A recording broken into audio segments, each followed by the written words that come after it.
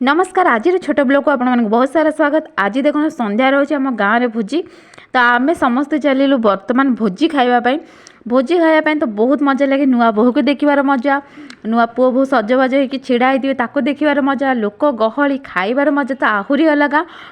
बर्तमान बोर मोर चालू ये आम देखाई गले आमर गाँव किसी नानी देखाई गले तो आम मुंडिया मार्चु से दुख सुख कथबार्ता होगी बर्तमान जा बोहू पाखे भी देखा बर्तमान आमर सरीगला। एबे चलवा खाइबा ये बहुत सारा खाइबा होती दही बड़ा ठू आरंभ कर बहुत सारा।